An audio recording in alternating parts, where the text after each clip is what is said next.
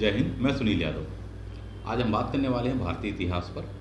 इतिहास को हम 3 अलग अलग कैटेगरीज में देखेंगे। सबसे पहले प्राचीन भारत पर, फिर उसके बाद में मध्यकालीन भारत तथा उसके बाद में आधुनिक भारत पर हम बात करने वाले हैं।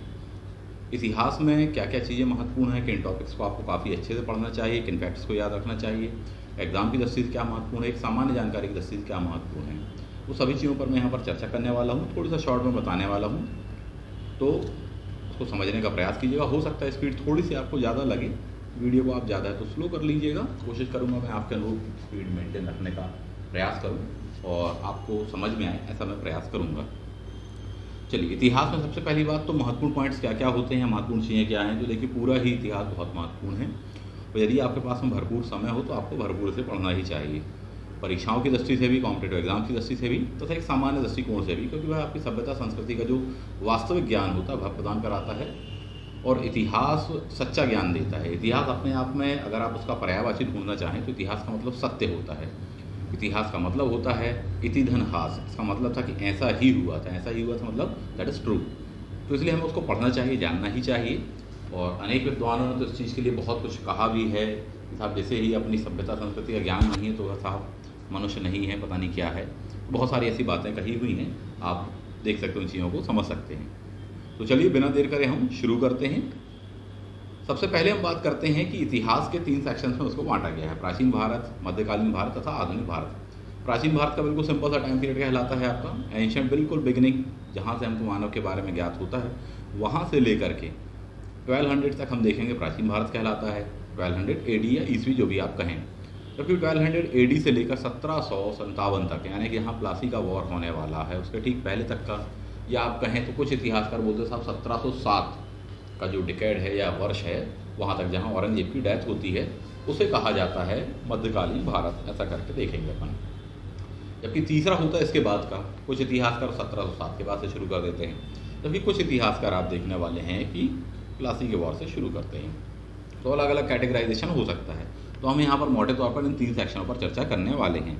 सबसे पहले हम बात करते हैं इतिहास में आपको टॉपिक दिया होता है भारत का इतिहास। ठीक, यहाँ पर मेरा बताने का आशय ये है कि आपको इतिहास को किस तरीके से पढ़ना चाहिए, किन टेक्निक से पढ़ना चाहिए, कौन कौन से ऐसे पॉइंट्स हैं जो कि अति महत्वपूर्ण है, जो कि आपको याद ही रखना चाहिए। पढ़ने के लिए आपको सारी चीज़ें पढ़नी चाहिए, बिल्कुल मना नहीं कर रहे कि इसको पढ़ लेना उसको छोड़ देना। हाँ, एग्ज़ाम सामने है, पास में है, कम समय बचा है, तब आप ऐसी टेक्निक अपना सकते हैं। नहीं तो यदि समय है आपके पास में, फुर्सत से आप पढ़ना चाहते हैं, तो बिल्कुल पूरा का पूरा आप उसको पढ़ लीजिए। 1 से 2 बार आपको लगेगा टाइम और बढ़िया है। कहाँ कहाँ से पढ़ना चाहिए, तो जो भी स्टैंडर्ड की बुक्स से आप परिचित हैं आप उससे उठाकर पढ़ लीजिए। 2 बुक्स मैं आपको सजेस्ट करना चाहूँगा, चाहे आपको कोई सा भी एग्ज़ाम देना हो, चाहे आपको एक सामान्य स्तर पर जानकारी चाहिए हो। सबसे पहली बुक तो NCERT ओल्ड वर्जन्स। ठीक, प्राचीन भारतीय इतिहास पर जो NCERT आती हैं, आपको वो पढ़ना चाहिए, काफ़ी अच्छी होती हैं। चाहे आप रामशरण शर्मा जी की पढ़ें, चाहे आप मक्खन लाल जी की पढ़ें NCERT, या और भी जो आपको इतिहासकार मिलते हैं उनकी पढ़ें NCERT। बट NCERT पढ़ें कम्प्लीटली, एक एंशिएंट की रख लें, एक मिडिवल की रख लें, एक मॉडर्न की रख लें, ऐसे कुछ करके आपको पढ़ना चाहिए। इसके अलावा और भी बहुत सी पुस्तकें हैं जिन पर हम बातचीत कर सकते हैं, उस पर कभी डिटेल में हम बात करेंगे, क्योंकि वो एक सेक्शन सिर्फ उन पर ही हो जाएगा। तो ये बुक होगी पहले नंबर की, क्या, NCERT 3 पार्ट में आई है, टोटल 3 बुकलेट उसमें आने वाली हैं। दूसरी बुकलेट में बताना चाहूँगा, हमारा आधार होगा, दैट इज़ ब्यूसेन। इसको आप देख सकते हैं, काफ़ी अच्छी बुक है, खासकर अच्छी गाइड है, मैं ये कहूँगा। पुस्तक तो नहीं है, नॉट द बुक, बट ये है कि काफ़ी अच्छे तथ्यों का समावेश किया है और सभी एग्जाम्स में भी काम आ जाता है और एक सामान्य अध्ययन की दृष्टि से भी महत्वपूर्ण होती ही होती है। अब वो चाहे आपको विभिन्न स्टेट्स के PCS के एग्ज़ाम्स देने हों, चाहे SSC का देना हो, बैंक का देना हो, रेलवेज़ वगैरह का देना हो, जिनमें भी आपके सिलेबस में शामिल हो, असिस्टेंट प्रोफेसर का हो या कुछ भी हो, तो आपको इसकी उपेक्षा नहीं करनी चाहिए। आप IAS का एग्ज़ाम देने जा रहे हैं, कई बार सोचते बच्चे नहीं हम तो इतना बड़ा एग्ज़ाम देने जा रहे हैं, IAS का है हमारा, तो PSC का एग्ज़ाम देने जा रहे हैं। ऐसा कुछ भी नहीं होता, बड़ा छोटा। समझने वाली बात है कि वो आपके बहुत काम की पुस्तक है, उसमें सब कुछ दिया हुआ है जो कि एग्ज़ाम की दृष्टि से महत्वपूर्ण होता है। पूरा पेपर किसी भी एक पुस्तक से नहीं आता है, ऐसी दुनिया में कोई पुस्तक आज तक नहीं बनी है, परंतु ये है कि बहुत सारे सेक्शनों को एक जगह पर आपको समाहित करके यह पुस्तक दे देती है और आपका अच्छा खासा रिवीजन हो जाता है, अच्छे खासे आप फैक्ट्स को एक बार में आसानी से कम समय में गो थ्रू हो जाते हैं। इसलिए मैंने इसको यहाँ पर उठाया हुआ है। ठीक, तो चलिए शुरुआत करते हैं। सबसे पहला आपको दिया हुआ है वहाँ पर भारत का इतिहास, इसको पढ़िए आप। बहुत ही अच्छे से भारतवर्ष के बारे में दिया होगा, कहाँ से लेकर कहाँ तक का, उत्तर में हिमालय से लेकर दक्षिण में कन्याकुमारी तक का बेल्ट आपको वहाँ पर दिया होगा। उसके बाद में आपको दिया कि भारत का जो नाम है वो कहाँ कहाँ से आया है। भारत के हमको 4 नाम मिलते हैं मोटे तौर पर। कौन कौन से 4 नाम हैं? पारसियों ने अलग नाम दिया, यूनानियों ने अलग नाम दिया, यूनानियों की देखा देखी हम देखेंगे कि यूरोप के नागरिकों ने अलग नाम दिया, इटली वालों ने अलग नाम दिया और चाइनीज़ लोगों ने हमको अलग नाम दिया हुआ है। इंडिया वर्ड जो आया हुआ है इंडस रिवर से आया हुआ है, यूनानियों ने इस चीज़ को कहा, एडे वर्ड करके यूज़ करते थे वो, वहाँ से नाम आता है, बाद में इंडिया करके हो जाने वाला है। चाइनीज़ की हम बात करें तो तिएंचू करके वर्ड हमको मिलता है कि वो लोग यहाँ पर इस तरह से करके वर्ड यूज़ करते थे भारतीयों के लिए। आप बात करें यदि फारस के बारे में या ईरानियों के बारे में, तो वहाँ से जो वर्ड आता है निकल कर, वह दैट वाज हिंदू। सिंधु नदी को वो हिंदू नदी करके बोलते थे, तो वहाँ से क्या हो जाने वाला है? हिंदू, हिंदुओं का स्थान, दैट हिंदुस्तान करके। तो ऐसे वर्ड हमको देखने को मिलते हैं, इनको एक नज़र आप देख लें बहुत अच्छे से। इसके बाद में आप वहाँ पर देखेंगे तो एक वर्ड दिया हुआ है आपको, 2 शब्दों का नाम है, क्रिस्टोफर फिलेरियस करके नाम दिया होगा, जर्मन विद्वान था। सबसे पहली बार इस व्यक्ति ने ही इतिहास को 3 पार्ट में बांटा है, एंशिएंट, मिडिवल, मॉडर्न, प्राचीन, मध्य तथा आधुनिक में बांटा हुआ है। इस व्यक्ति का नाम ध्यान रखना, कई बार एग्जाम्स में पूछा गया है आपके लिए। अगेन हम बात करते हैं उसके बाद में आपको प्राचीन भारतीय इतिहास के स्रोत, ये टॉपिक्स आपको पढ़ना चाहिए, कहाँ कहाँ से मिलता है, तो इसमें लिटरेचर वाले भी दिए हुए हैं प्लस अन्य आपको दिए हुए हैं। लिटरेचर में हम बात करें तो सबसे पुराना विश्व का लिखित ग्रंथ जो कि आज भी हमें प्राप्त है उसे कहा जाता है वेद। वेदों में भी 4 वेद हैं हमारे, उनमें सबसे पुराना कहलाता है ऋग्वेद। ऋग्वेद के बारे में दिया हुआ, ऋग्वेद में बिल्कुल बेसिक सी जो चीज़ होती है कि 10 मंडल है, यानी कि 10 यूनिट्स इसमें दी हुई हैं। 10 यूनिट्स में आपको 2 नंबर यूनिट से लेकर 7 नंबर यूनिट या 8 नंबर जो यूनिट है उनके रचयिताओं का नाम याद रखना चाहिए, क्योंकि इस पर क्वेश्चन कई बार आता है। इससे आपकी एक बेसिक समझ में मजबूत होने वाली है, और जब बेसिक समझ आपकी मजबूत होगी तब आप आगे की चीज़ जब पढ़ोगे ना तो आपको समझ में आएगा, बनेगा, और आगे का सेक्शन भी आपको याद रहेगा। इसका मतलब ये है कि एक बेसिक नींव बनती है ये आपकी, उस इमारत का आधार बनती है जिस पर पूरी बिल्डिंग ये खड़ी होने वाली इतिहास रूपी।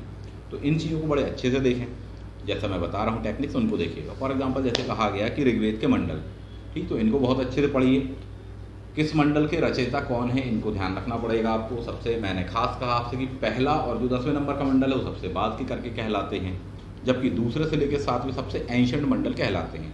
पहले और 10वें बाद के क्यों हैं? बहुत सिंपल सी बात है, किसी भी बुकलेट में अगर कोई नए टॉपिक जोड़ने हैं, या तो आप बिगिनिंग में आसानी से पेज चिपका सकते हो या तो आखिरी में पेज चिपका सकते हो, यही करोगे ना। तो या तो आखिरी वाला टॉपिक या तो पहला वाला टॉपिक, ये दोनों ही जो टॉपिक होते हैं कभी भी क्या होते हैं? बाद के होने वाले। इतनी सिंपल सी बात है साहब। तो ऐसा ही ऋग्वेद जब पांडुलिपियों में लिखा गया तब किसी चीज़ को पहले लिखा, किसी को बाद में। जबकि बात करें हम सबसे पुराने कौन से, दूसरे से लेकर 7वें मंडल सबसे पुराने कहलाते हैं। इनमें से भी जो सबसे खास मंडल हैं, 3रे नंबर का और 7वें नंबर का मंडल आपको बिल्कुल नहीं भूलना चाहिए। 3रे नंबर का जो आपका मंडल कहलाता है उसके लेखक कहलाते हैं विश्वामित्र, जबकि 7वें नंबर का जो लेखक हैं उनका नाम है वशिष्ठ ऋषि कहलाते हैं वो। 3रे मंडल में आपको क्या दिया हुआ, सबसे खास पॉइंट वहाँ पर यह है कि गायत्री मंत्र आपको सबसे पहले वहीं पर दिया है। 3, 62, 10 करके आप उस चीज़ को चाहें तो देख सकते हैं।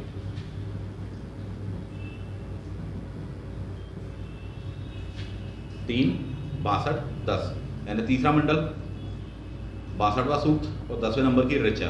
सूक्त यानी पैराग्राफ, ऋचा मतलब लाइन। तो यहाँ पर आपको क्या दिया हुआ है? गायत्री मंत्र के बारे में दिया हुआ है। 7वें नंबर पर मंडल पर आ जाते हैं। 7वें नंबर का जो मंडल है उसमें सबसे खास घटना दी हुई है दाशराग यज्ञ। जो भरत वंश के सुदाश थे उनका युद्ध होता 10 राजाओं के साथ में, इस बारे में आपको वहाँ जानकारी दी हुई है। जीतेंगे युद्ध में सुदास ही, उनका वंश ही जीतने वाला है, तथा उनके वंश के नाम पर ही हम देखें भारत का नाम पड़ने वाला है। तो भरत वंश के दैट इज भारत, इंडिया हम कहलाने वाले हैं। इसमें पूछ लिया जाता है कि 10 लोग के ग्रुप में कौन कौन शामिल थे। 10 लोगों के ग्रुप में आर्यजन तथा अनार्यजन दोनों ही इसमें शामिल थे। इस पॉइंट को आप ध्यान रखेंगे।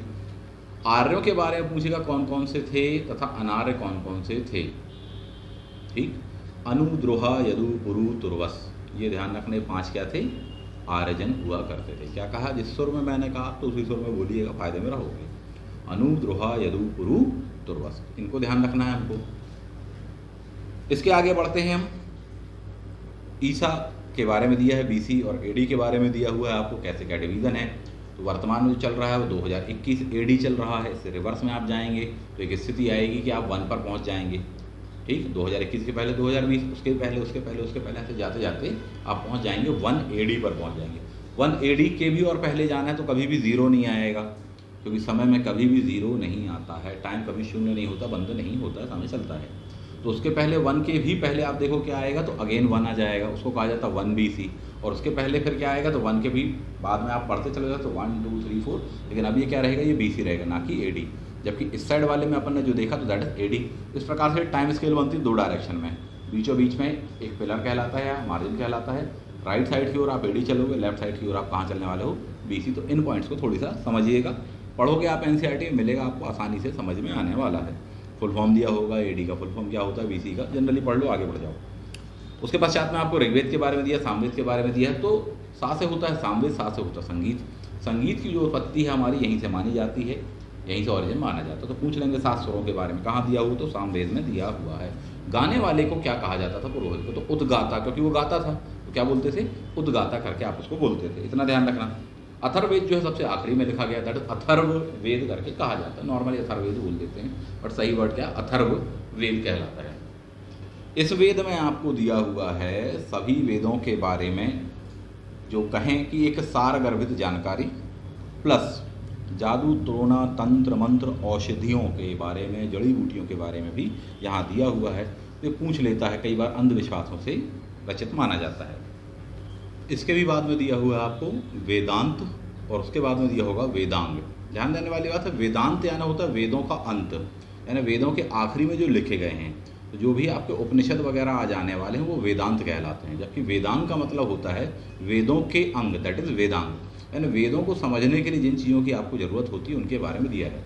वेदांग कितने हैं पूछ लेगा तो 6 हैं, यानी वेदों के अंग कितने हैं, 6 हैं। शिक्षा, कल्प, निरुक्त, ज्योतिष, व्याकरण, ये आपके कहलाते हैं, ठीक है। साथ ही कल्प अपन देख लेने वाले हैं। तो ये आपके वेदांग कहलाएंगे, इनको बहुत अच्छे से पढ़िए, इस पर क्वेश्चन आ जाता है कि इनमें से कौन सा वाला दैट इज वेदांग करके कहलाता है, इनको देख लीजिए। उसके आगे दिया होगा आपको पुराणों के बारे में। कुल पुराणें कितनी हैं, 18 पुराणें कहलाती हैं। इन पुराणों में भी सबसे पुरानी पुराण क्या कहलाती है, ओल्ड वाली यदि पूछा जाए तो मत्स्य पुराण कहलाती है। सबसे पहले जीवन का प्रारंभ कहाँ हुआ, पानी में हुआ, मछलियों से हुआ। सबसे ओल्ड क्या हो गया, मछली, दैट इज मत्स्य पुराण करके ऐसे याद रख लीजिएगा। जो भी कीवर्ड, जो भी टेक्निक्स बता रहा हूँ उस तरीके से चीज़ों को समझो। आगे दिया हुआ है आपको कल्पसूत्र, जैन ग्रंथों के बारे में दिया है, बौद्ध ग्रंथों के बारे में दिया है, इनको पढ़ लीजिए। खासकर कल्पसूत्र मोस्ट इम्पॉर्टेंट करके कहलाता है अपने आप में। उसके भी बाद में आपको दिया हुआ है राजतरंगिणी, मोस्ट इम्पॉर्टेंट बुक कहलाती है। 12वीं शताब्दी में लिखी गई थी ये पुस्तक, कल्लड़ ने लिखी हुई है। संपूर्ण भारत का प्राचीन काल से लेकर 12वीं शताब्दी तक का हमको इतिहास मिलता है इस पुस्तक में। लेखक का नाम कई बार पूछा गया है, मोस्ट इम्पॉर्टेंट पुस्तक है। भारत में यदि ऐतिहासिक रूप से कहा जाए कि इतिहास की पुस्तक की रचना सबसे पहले किसने की, तो इस व्यक्ति को इसका श्रेय दिया जाता है हिस्टोरियंस के द्वारा, क्योंकि आज के जो वर्तमान ऐतिहासिक मानदंड हैं उनके आधार पर उन्होंने इसको लिखा हुआ है। तो राजतरंगिणी महत्वपूर्ण होती है। चचनामा वगैरह जनरली पढ़ लो। पढ़नी जी की अष्टाध्यायी करके दी हुई है, पतंजलि का महाभाष्य दिया हुआ, इनको पढ़िएगा। नेक्स्ट माना जाते हैं गार्गी संहिता दी हुई, एक ज्योतिष ग्रंथ है लेकिन इसमें भी हिस्ट्री की जानकारी मिलती है। गार्गी संहिता का सबसे महान जो इन्फॉर्मेशन हम कह सकते हैं वह यह है कि हूणों के आक्रमण के बारे में, यवनों के आक्रमण के बारे में हमको सबसे पहले जानकारी कहाँ से मिलती है, गार्गी संहिता से मिलती है। उसमें वर्ड आया हुआ है कि यवनों ने मिथिला को रौंद दिया, ठीक है, इस तरह से करके वर्ड आता है। तो 2 प्लेस के लिए होता है, एक राजस्थान के लिए होता है जबकि दूसरा अयोध्या के लिए होता है। ये वर्ड आप ध्यान दें, तो वहाँ जानकारी हमको मिलती है। पुष्यमित्र शुंग के पुरोहित कौन थे, तो पतंजलि महोदय थे, ये दिया हुआ, उनकी पुस्तक का नाम ध्यान रखना। फिर इसके बाद में दिया है विदेशी यात्री, ये विदेशी इतिहासकार जिन्होंने भारत के बारे में लिखा हुआ है। सबसे पहले नाम दिया हुआ आपको टेसियस, कोई औचित्य नहीं है, पढ़ बस लो। Herodotus, that is most important, ये बंदा यूनान का था, इतिहास का पितामह करके कहलाता है। 5th सेंचुरी में हम देखते हैं, इसकी बुक है हिस्टोरिका, उसमें इसने जानकारी दी हुई है। और आधुनिक स्वरूप में हम इतिहासकार अलग बंदे को बोलेंगे, ठीक है, वो कौन बंदा है, वो जर्मनी का है। जबकि प्राचीन इतिहास में यदि हम बात करें इस व्यक्ति को पितामह के नाम से जाना जाता है। बाद में देखेंगे सिकंदर के साथ आने वाले कुछ इतिहासकार या कुछ लेखकों के नाम हमको मिलते हैं। निरयाकस का मिलता है, अरिस्टोबुलस का मिलता है, अनेसिक्रेटिस का मिलता है, जनरली पढ़ लो। मोस्ट इंपॉर्टेंट है मेगस्थनीज, चंद्रगुप्त मौर्य के दरबार में आने वाले व्यक्ति है, दैट मेगस्थनीज। कब आया था, 305 BC में ये बंदा आता है। बहुत लंबे समय तक इंडिया रहने वाला, काफ़ी अच्छा विवरण दिया उसने भारत के बारे में। उसकी फेमस बुक का नाम है दैट इज इंडिका। हालांकि यह पुस्तक अपने मूल रूप में प्राप्त नहीं होती, परंतु इसके उद्धरण को कई किताबों से मिलते हैं इतिहास के। तो इस पर पूछ लेता है क्वेश्चन, मोस्ट इंपॉर्टेंट, ध्यान रखिएगा। डाइमेकस, नथिंग, डायनोसिस जनरली पढ़ लीजिए आप।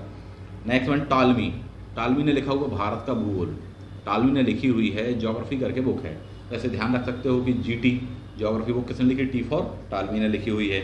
Pliny that is natural history करके अपन देखेंगे, इस बंदे ने लिखी हुई है। पेरिप्लस ऑफ द एलिसेंसी मोस्ट इंपॉर्टेंट बुकलेट कहलाती है।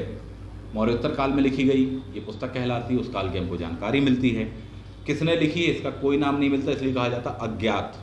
पेरिप्लस ऑफ द एलिसेंसी के लेखक कौन कहलाते हैं, अज्ञात। लेकिन इससे काफ़ी इंफॉर्मेटिव जानकारी कह सकते हो आपको इतिहास के बारे में हमको मिलती है। 80 AD के आसपास में उसका टाइम दिया हुआ है। चीनी लेखकों के बारे में आपको दिया हुआ वहाँ पर एक लिस्ट नीचे, फायान दिया होगा, हेनसांग दिया होगा, इसेंग दिया होगा। फायान और हेनसांग मोस्ट इंपॉर्टेंट। हाथ से होता है हेनसांग, वो आया था हर्ष के टाइम पर, जबकि उसके भी पहले कौन आया था, फा आया हुआ था। ठीक है, अल्फ़ाबेटिकली भी देखेंगे तो फा पहले आ जाएगा, बाद में आपका हा आता है। पहले वाला बंदा फा से फायान हुआ, वो आता है चंद्रगुप्त सेकंड के दरबार में, आने वाला है गुप्त काल में। मोस्ट इंपॉर्टेंट, इसका विवरण भी पूछा जाता है। भारत के बारे में काफ़ी अच्छी जानकारी देता है कि भारत में कैसा क्या स्वरूप है, इन सब चीज़ों के बारे में बताता है। लोग कैसे रहते हैं, क्या खाते हैं, क्या पीते हैं, ब्राह्मण कहाँ रहते हैं और बाकी जातियाँ कैसी क्या है, ये सब जानकारी देता है। खास बात है कि इसमें राजा का वो नाम नहीं देता है, वो नहीं बताता है कि इसके जो वंश है यहाँ पर उसके राजा का नाम ये है या किसका शासन चल रहा है, वो नहीं बताता है। नेक्स्ट आ जाते हैं, अगला दिया हुआ आपको हेनसांग हाथ से हर्ष करके पढ़ेंगे। मोस्ट इंपॉर्टेंट बंदा कहलाता है, इसका विवरण भी पूछ लेता है। इंडिया में रहेगा, लंबे समय तक रहने वाला है, नालंदा यूनिवर्सिटी में पढ़ेगा, बौद्ध धर्म को अपना लेगा, काफ़ी आस्था व्यक्त करेगा, यहाँ पर बौद्ध धर्म की जो भी पुस्तकें होंगी उनकी प्रतिलिपि तैयार करेगा, कई किताबें लेकर चला जाने वाला है। इसमें जो क्वेश्चन पूछा जाता है कि इनमें से कौन सा वाला पानी के रास्ते आया था और कौन सा वाला आपका लैंड रूट से आया और गया, इस टाइप से करके क्वेश्चन पूछेगा। तो जिसके में यान लगा होगा वो जलयान से गया होगा, फायान आया होगा किससे, ज़मीन के रास्ते, दोनों आए हैं ज़मीन के रास्ते से, ठीक, लेकिन गए हैं दोनों अलग अलग रास्ते थे, एक लैंड एरिया से गया, एक वाटर वे से गया हुआ है। जिसके में यान लगा है तो उसको वो गया कहाँ से होगा, जलयान से गया होगा। तो जलयान फा यान करके ध्यान रखना। आगे बढ़ जाते हैं, इसिंग 7th सेंचुरी में मिलता है, नालंदा विक्रमशिला विश्वविद्यालय के बारे में व्यक्ति जानकारी हमको देता है, जनरली देख लो, पढ़ लो, आ जाता है। विक्रमशिला विश्वविद्यालय काफ़ी फेमस कहलाता है, उस बारे में पूछता है। नालंदा के बाद में सेकंड बौद्ध यूनिवर्सिटी विक्रमशिला ही मोस्ट इंपॉर्टेंट है। अरबी लेखकों के नाम दिए हुए हैं आपको वहाँ पर। अल बरूनी अगेन मोस्ट इंपॉर्टेंट लेखक कहलाता है। फेमस बुक का नाम है तहकीक हिंद या किताबुल हिंद करके कहलाता है। महमूद गजनवी के साथ में आता है ये बंदा। भारत में जो देखता है वह लिखता है, तो इसके बारे में कई बार पूछा गया है क्वेश्चन, हालांकि आजकल नहीं आ रहा है, खासकर MPPSC वगैरह में नहीं मिल पा रहा आपको। Ibn Battuta most important, MBT के टाइम पर आता है। कहाँ से आया था, तो मोरक्को से आया हुआ था साहब ये, ठीक, मोरक्को में से आने वाला है, यहाँ पर बहुत समय रहेगा। एक अच्छी खासी पुस्तक लिखने वाला, दैट इज किताबुल रेहला, शॉर्ट में आप उसको रेहला भी बोलते हो, ऐसे जनरली याद रख सकते हो। कुछ और लेखकों के नाम दिए हैं, सबसे खास मैं आपको बताना चाहूँगा 2 नाम। पहला है तारानाथ, तिब्बत का था वो, ठीक, तिब्बत से आने वाला है, इंडिया में रहेगा लंबे समय तक, इंडिया के बारे में लिखेगा। 2 फेमस पुस्तकें हैं, कंग्यूर एंड तंग्यूर। पूछेगा कि ये दोनों पुस्तकें किस लेखक ने लिखी, तो तारानाथ। एक नाम और मिलता है गुरवा करके भी नाम मिलता है, तो ये जनरली देख सकते हो। मार्को पोलो मोस्ट इंपॉर्टेंट, चीन का रास्ता खोजने वाला बंदा, चीन पहुंचने वाला पहला यूरोपियन मार्को पोलो 13वीं शताब्दी में आता है। इंडिया के पास से होकर गुजरा था, हिंद महासागर के पास से गुजरा था। यहाँ पर जो शासक थे उनके बारे में दिया, सबसे खास बात उसने जानकारी बताई है, यही बहुत ही खास महिला शासिका हुआ करती थी साउथ इंडिया में, उनका नाम बताया रुद्रांबा देवी। क्वेश्चन पूछ लेगा आपसे, रुद्रांबा देवी किस वंश की थी, ये आपको बताना है। आगे बढ़ते हैं, पुरातत्व संबंधी साक्ष्य दिए हुए हैं आपको। तो पुरातत्व का मतलब होता है कि कहीं पर महल मिला हो, कहीं सिक्के मिले हों, कहीं शिलालेख वगैरह मिले होंगे, तो जो भी पुरानी वस्तुएं मिलने वाली सब पुरातत्विक स्रोत के अंतर्गत आ जाएगी। साहित्यिक स्रोत का मतलब होता है कि लिटरेचर में लिखा हुआ मिलता है, किताबें वगैरह मिली हुई हैं। सबसे खास या सबसे महान माने जाते हैं पुरातात्विक लेख या अभिलेख या सिक्के, इनको माना जाता है। तो ध्यान देने वाली बात है यहाँ पर कि भारत में इन सब चीज़ों की शुरुआत करने वाले व्यक्ति का नाम आपको दिया है। पुरातत्व शास्त्र जिनको पितामह कहा जाता है, अलेक्जेंडर कनिंघम, जिन्होंने आर्कियोलॉजिकल सर्वे ऑफ इंडिया की स्थापना की, उसके पहले सर्वेयर जनरल वो रहने वाले हैं। 1861 में बना था आपका ASI, इस पॉइंट को थोड़ी सा ध्यान रखिएगा। नेक्स्ट बना जाएंगे, बोगज कोई अभिलेख दिया हुआ है, मोस्ट इंपॉर्टेंट है। ये हमको जानकारी देता है बोगज कोई अभिलेख कि साहब यहाँ पर आर्यों का कैसा क्या स्वरूप था, उनके 4 देवताओं के नाम हमको मिलते हैं। मोस्ट इंपॉर्टेंट है कौन कौन से नाम हैं, इंद्र, मित्र, वरुण और नासत्य का नाम वो देते हैं। दैट इज नासत्य, इंद्र, मित्र, वरुण और नासत्य। तो ये आपको याद रखना है। नासत्य किनके देवता थे, तो याद देने वाली बात है कि औषधियों के संदर्भ में, देवताओं के, वैद्य के संदर्भ में ध्यान रखना। ये पॉइंट पूछ लेगा आपसे। अगेन आ जाते हैं हीलियोडोरस का गरुड़ स्तंभ, मोस्ट इंपॉर्टेंट।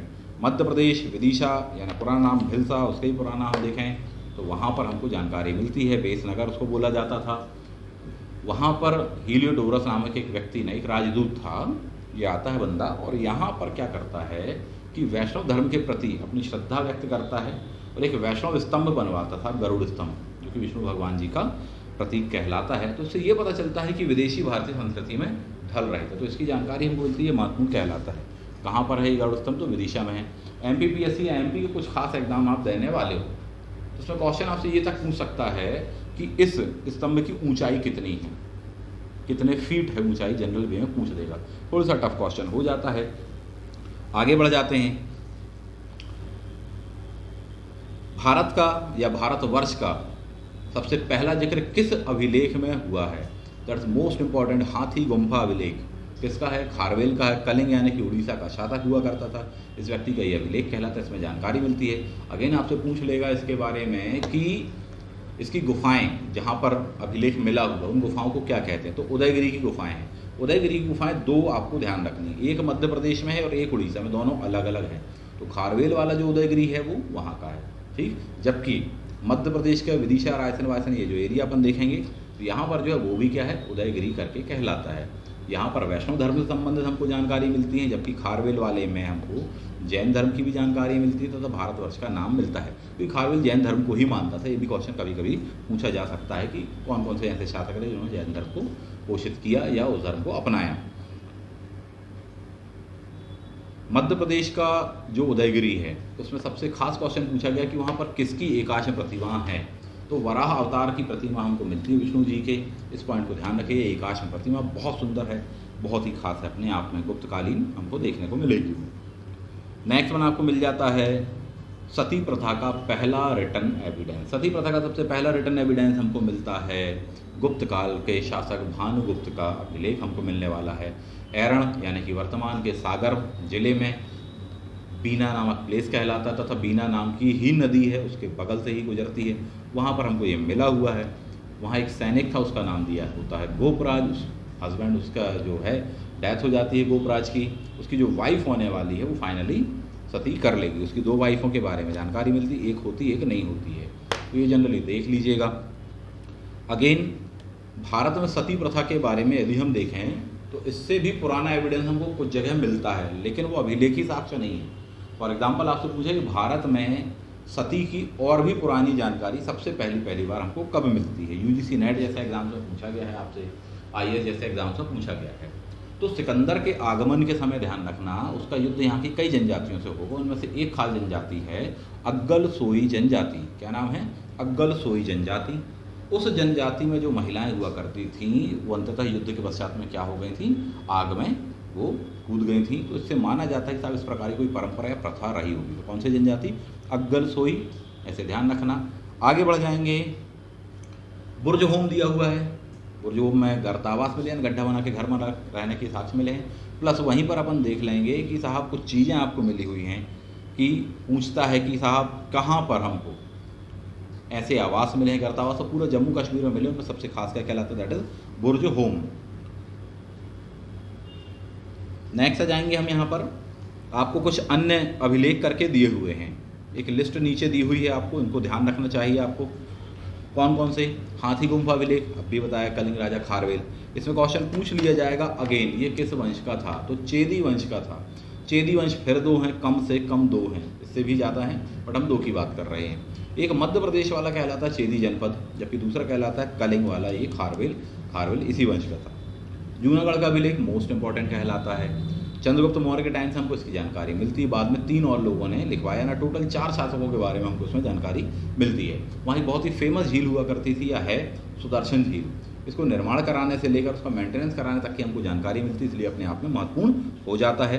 तो सबसे खास इसमें कहलाता है रुद्रदामन का जूनागढ़ अभिलेख। रुद्रदामन एक शक शासक था, हालांकि झील इनके भी पहले किसने बनवा दी थी, तो चंद्रगुप्त मौर्य जी के काल में बन गई थी, इस पॉइंट को हम ध्यान रखेंगे, लेकिन अभिलेख उनने नहीं बनवाया था। ठीक है, रुद्रदामन ने क्या किया कि संस्कृत लैंग्वेज में लिखवाया था अभिलेख को। इसकी खास बात यह है कि पहली बात तो संस्कृत का सबसे बड़ा शिलालेख है, दूसरी बात यह है कि शक भारतीय नहीं थे, भारत में आकर बसे थे और भारतीय धर्म संप्रदाय तथा संस्कृति के प्रति वो अपनी आस्था व्यक्त कर रहे हैं। इससे ये पता चलता है कि विदेशी भारतीय संस्कृति को आत्मसात कर रहे थे, यहीं पर कन्वर्ट हो रहे थे, या कहना चाहिए कि ढलते चले जा रहे थे और वो भारतीयों में ही मिलकर आज रह गए। तो ये स्वरूप हमको देखने को मिलता है।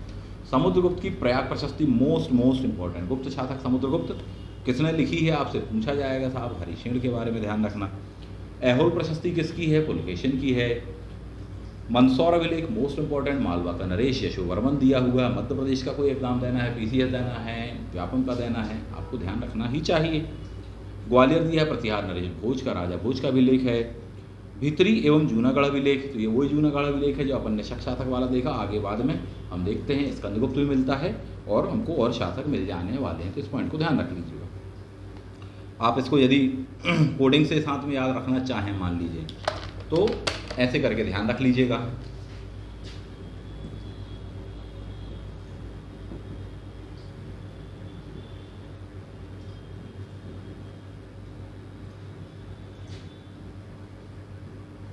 अपने 4 मित्रों के नाम अपन ने लिख दिए हैं। 4 फ्रेंड कौन कौन से अपने, चंपू है, अत्तू है, रूसो है, इसका अर्पण करके दिया हुआ है।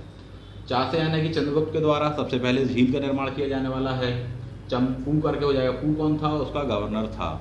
ठीक है, तो पुष्यगुप्त करके अपन को मिल जाने वाला है। आ से अपन देख लेने वाले हैं अशोक के काल में अगेन हमको जानकारी मिलती है कि इस बंदे ने यहाँ पर रीमेंटेनेंस इसको करवाया। ठीक है, उस समय कौन था गवर्नर उसका, तो तुषास्प करके हमको मिलता है, ये ध्यान रखना। रा से क्या हो जाएगा, रुद्रदामन हो जाएगा। उसके समय पर गवर्नर कौन था, तो सुविशाख होगा।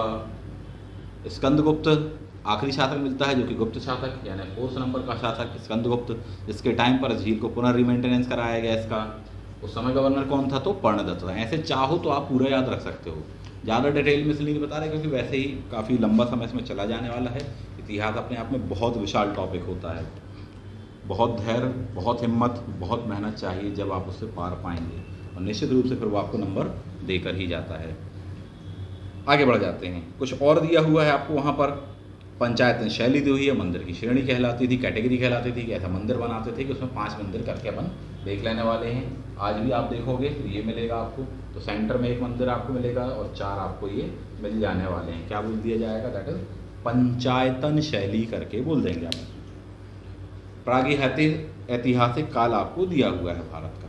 ठीक, मंदिरों की लिस्ट दी हुई ऊपर, आराम से पढ़ना उसको, लिस्ट बिल्कुल रट लेना। लिंगराज मंदिर कहाँ हैं, दशावतार मंदिर कहाँ, बिल्कुल लिस्टें दी हैं, लिस्टें आपको याद ही होनी चाहिए।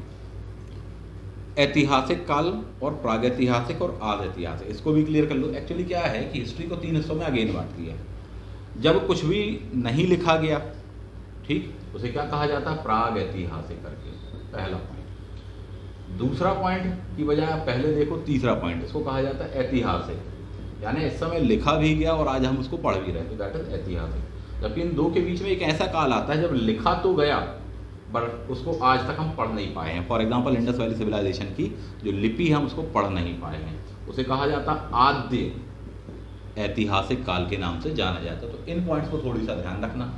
इंडस वैली सिविलाइजेशन इसका एग्जाम्पल कहलाता है क्योंकि हम उसके अभिलेख या जो भी हमको मिला है हम उसको पढ़ नहीं पाए हैं। क्यों नहीं पढ़ पाए हो आप उसको, उसकी वजह यह है कि कोई भी आपको द्विभाषी शिलालेख, ड्यूअल लैंग्वेज में आपको कोई भी अभिलेख वहाँ पर नहीं मिला है कि 2 लैंग्वेज का मिलता तो अपन कुछ तो मैच करते। इसका मतलब ये होता है या उनमें से कोई एक आध लैंग्वेज बाद के समय में फॉरवर्ड हो रही होती, यूज़ की जा रही होती, तो अपन उससे पहचान लेते साहब, तो अपन उसको पढ़ लेते कहीं ना कहीं। आज तक नहीं मिला इसलिए हम उसको पढ़ नहीं पाए हैं। प्रागैतिहासिक काल करके आपको दिया हुआ है, आदि मानव वगैरह आपको दिया हुआ है। कैसा क्या, इसमें 3-4 पॉइंट आपको ध्यान रखना चाहिए। सबसे पहला कि आग का आविष्कार कब, तो पुरा पाषाण काल, मतलब सबसे पुराना।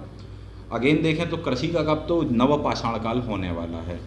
नेक्स्ट वन, भारत में प्रागैतिहासिक काल की खोज करने वाले विद्वान का नाम पूछ लेगा, मोस्ट इंपॉर्टेंट है रॉबर्ट ब्रूस फुट।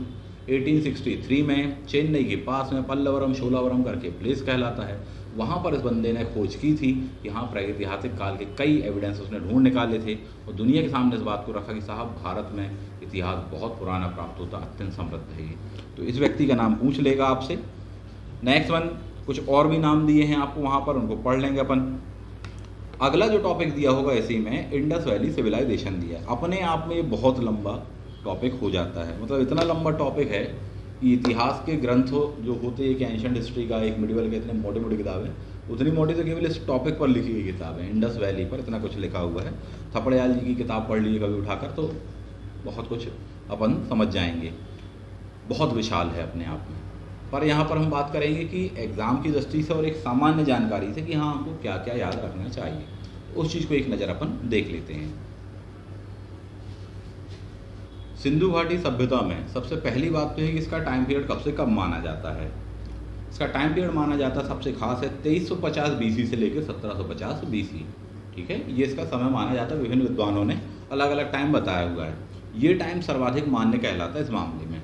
अगेन पूछ देगा कि ये वाला टाइम किस व्यक्ति ने दिया था, तो उनका नाम था जॉन मार्शल। ठीक है, उनकी एक बहुत ही फेमस पुस्तक है Mohenjodaro and the Indus valley civilisation करके उनकी फेमस बुक कहलाती है।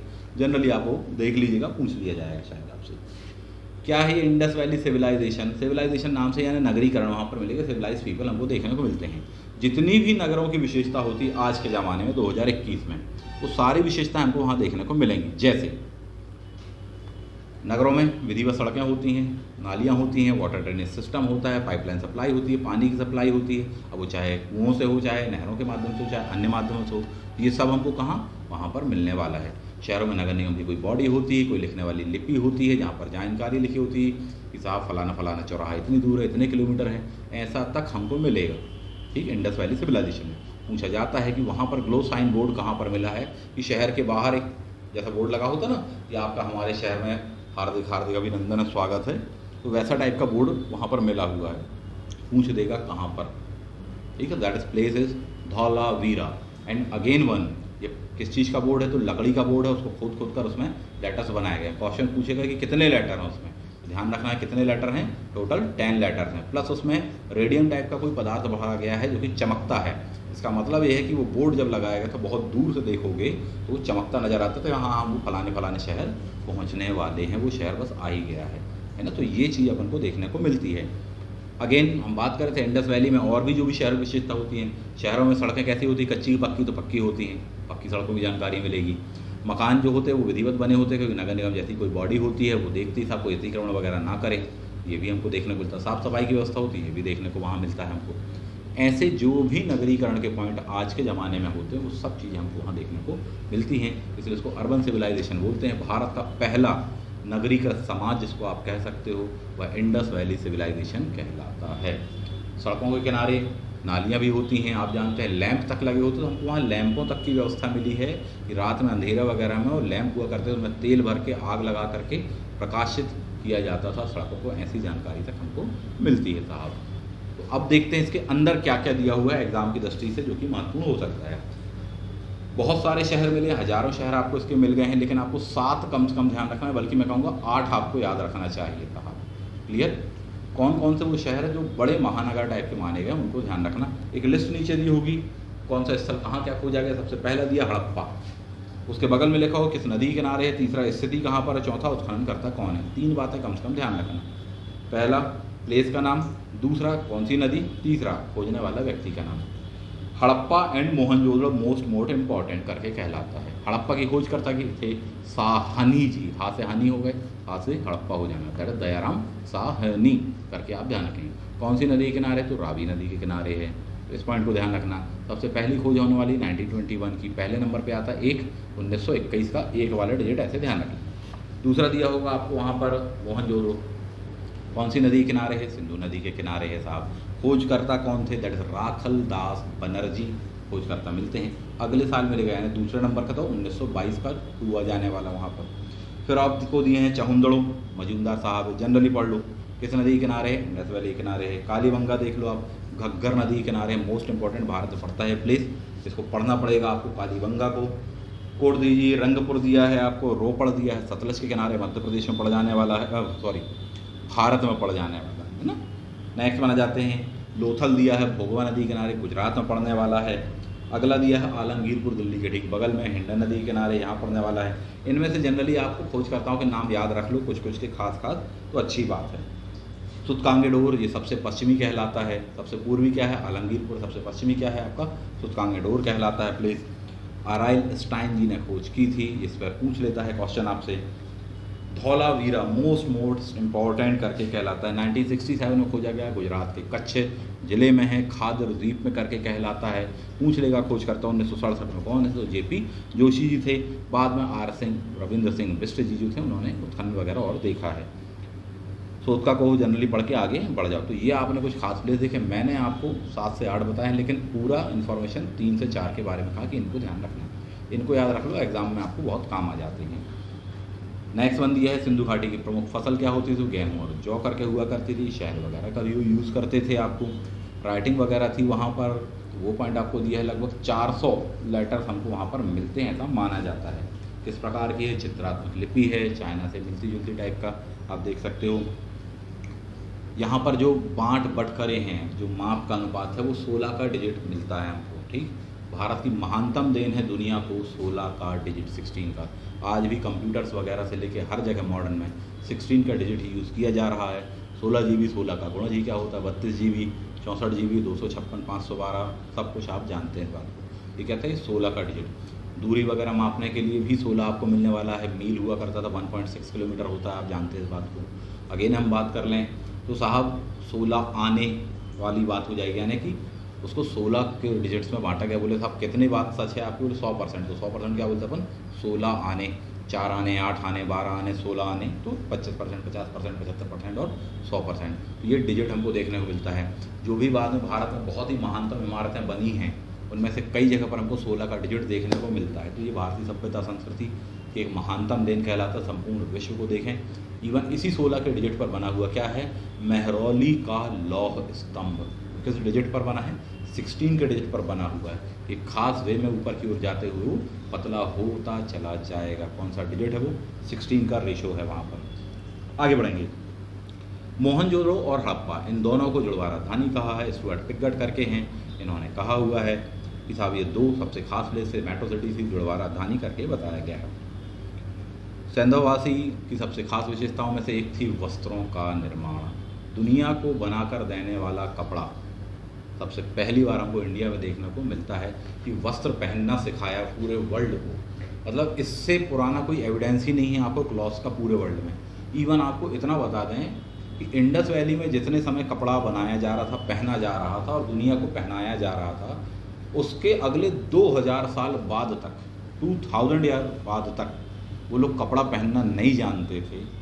कौन, यूरोपियंस या जो भी दुनिया के होते थे, क्या पहनते थे, चमड़े वमड़े के वस्त्र पहनते थे। ये चीज़ हमने नहीं था। इंडस वैली सिविलाइजेशन से हमको नाम मिलता है, वहाँ पर जाते खाली मिलती है ना, तो ये ध्यान रख लीजिएगा। नेक्स्ट वहाँ जाते हैं, बहुत सी प्रथाएं वगैरह आपको वहाँ पर दी हुई, उनको ध्यान रखना। वहाँ संस्कृति के बारे में आपसे पूछेगा, धार्मिक अनुष्ठानों के बारे में पूछेगा। धर्म के बारे में कुछ भी क्लियर नहीं है, कौन सा क्या धर्म हुआ करता था, लेकिन हाँ ये ज़रूर है कि वहाँ कोई पूजा होती थी, कोई धार्मिक अनुष्ठान होता था, कोई सामूहिक कहना चाहिए सम्मेलन होता था, ऐसी जानकारी हमको मिलती है। फॉर एग्जांपल कौन कौन से प्लेस, सबसे पहली बात तो शिव की आकृति वाली जो हमको मोहर मिली है वो। दूसरा पॉइंट जो स्नानागार मिला है, ग्रेट बात करके कहा जाता है, मोहनजोदड़ो वाला, उनको पूछ लिया जाता है। तो ये प्लेस मिले हैं। पशुपति वाली मोहर भी कहाँ, मोहनजोदड़ो। आपसे कहा स्नानागार कहाँ, अगेन मोहनजोदड़ो हो जाने वाला है। अगेन आपसे कहा जाए कि एक महिला की कांस्य मूर्ति हमको मिली हुई है, छोटी सी कांस्य मूर्ति है साहब, ठीक है, वो मिली हुई है हमको, डांस कर रही है, वो एक पैर उसका उठा हुआ है डांसिंग के स्टेप्स में। वो भी कहाँ मिली हुई है, तो सेम आप ध्यान रखना यहीं पर मिली हुई है, ठीक। आगे बढ़ जाते हैं। इसमें 2 से 3 प्लेस पर मैं आपसे और चर्चा करना चाहूँगा जो इंडिया में है, उनको ध्यान रखना। For example Dholavira. धौलावीरा में हमें भारत तथा विश्व की सबसे प्राचीनतम जल संचयन प्रणाली, वाटर हार्वेस्टिंग सिस्टम या रेन वाटर हार्वेस्टिंग सिस्टम का एग्जाम्पल मिलता है कि जल को संचित करके रखते थे ताकि गर्मी के मौसम इत्यादि समय हम आसानी से उपयोग कर सकें। तो एक बेस्ट प्रणाली हमको मिलती है पूरे वर्ल्ड में, इससे पुराना एग्जाम्पल आपको नहीं मिलता है। आईएएस जैसी परीक्षाओं में या यूजीसी नेट जैसी परीक्षाओं में पूछा जाता है धौलावीरा किन दो नदियों के संगम पर या दो नदियों के बीच में बसा हुआ है, इस तरह से करके पूछेगा। तो नदियों से ही आप नहर लेकर आते थे, लोकल नदियाँ हैं वो, बताइएगा आप, लूसेंट में नहीं मिलेगा, इतना मैं आपको बता दूँ। आगे बढ़ जाते हैं, नेक्स्ट बना जाएंगे। जितने भी ये क्वेश्चंस मैं उठा रहा हूँ उनके आंसर आपको लास्ट में मिल जाएंगे, ठीक है। आगे बढ़ जाते हैं, तो धौलावीरा हम ध्यान रखेंगे, धौलावीरा से हमको स्टेडियम तक मिल गए हैं। अगला प्लेस ध्यान रखना है आपको दैमाबाद, साउथ में पड़ता है, सर्वाधिक साउथ में पड़ने वाला प्लेस दैमाबाद, जबकि इंडस वैली के सर्वाधिक नॉर्थ में पड़ने वाला प्लेस तो मांडा करके कहलाता है। बाहर तो कोई छोर तो कोई भी है, बट उसको हम कैलकुलेट नहीं करते। तो ये प्लेस ध्यान रखना, दैट इज दैमाबाद। दैमाबाद से क्या मिला, कांसे का बना हुआ आपको रथ वगैरह मिला हुआ, बहुत ही खास बात है। कांसे का बहुत यूज़ होता था इंडस वैली में, यही वजह है कि इसको ब्रॉन्ज एज करके कहा जाता है। इंडस वैली को भी कांस्य युगीन सभ्यता भी कहा जाता है। नेक्स्ट पॉइंट आपको ध्यान रखना चाहिए, राखीगढ़ी प्लेस, वो भी इंडिया का है, काफ़ी बड़ा प्लेस कहलाता है। उसके भी बाद में आप ध्यान रखें तो कालीबंगा, कालीबंगा में 3-4 प्लेस में, पहली बात तो राजस्थान वाले एरिया में है, तो वहाँ पानी वगैरह कम होता होगा, तो यही वजह की एविडेंस हमको आज भी ज़्यादा मिलते हैं वहाँ से। फॉर एग्जांपल वहाँ पर लकड़ी की नालियाँ मिलती, क्यों मिल गई साहब, क्योंकि सड़ी नहीं, पानी बारिश कम होती साहब तो लकड़ी की नालियाँ। जुते हुए खेत के साक्ष्य क्यों, क्योंकि साहब जी पानी बरसता तो इरोजन पूरा हो जाता, तो उसके कारण इरोजन उतना हो नहीं पाया, वर्षा भी तो कम बरसा, तो हमको जानकारी मिल जाती है। जुता हुआ खेत, काले रंग की चूड़ियाँ वूड़ियाँ करके कहलाता, तो ये पूछेगा। और एक और सबसे खास पॉइंट कि वहाँ यज्ञ की वेदियाँ हमको मिली हैं, क्या मिली हैं, यज्ञ की वेदियाँ, एक खास एंगल में बनी है, 16 के डिजिट में ही बनाई गई, इस पॉइंट को ध्यान रखना। तो पूछ लेगा कि अग्नि को प्रज्वलित करने के प्राचीनतम एविडेंस या साक्ष्य वगैरह हमको एक धार्मिक अनुष्ठान के रूप में, नॉट फॉर एनी यूज़, धार्मिक अनुष्ठान के रूप में कहाँ मिलते हैं, तो वो क्या है आपका, ये प्लेस कहलाता, दैट इज़ कालीबंगा करके हम देख लेने वाले। तो ये कुछ खास पॉइंट्स है जो हमने इंडस वैली के बारे में देखा। और भी कुछ पॉइंट लिखे हैं, वो लोग शतरंज के खेल से परिचित थे, चौपड़ के खेल से परिचित थे, वो मनोरंजन वगैरह के लिए डांस वगैरह भी करते थे, हम देखें शिकार वगैरह करते, तो ये सब आपको दिया हुआ है, देख लीजिएगा। कुछ हथियारों से वो परिचित नहीं थे, तलवार से परिचित नहीं थे, तो ये पॉइंट अपन देख लेने वाले हैं। आगे बढ़ जाएंगे, वैदिक सभ्यता पर आप आ जाइए। कौन कौन से पॉइंट दिए हुए हैं आपको वैदिक सभ्यता में। सबसे पहली बात तो वैदिक सभ्यता को 2 हिस्सों में आप बांट देते हो, ऋग्वैदिक और उत्तर वैदिक करके। ऋग्वैदिक है 1600 BC से लेके 1000 BC तक, जबकि उत्तर वैदिक है 1000 BC to 600 BC तक अपन देखेंगे।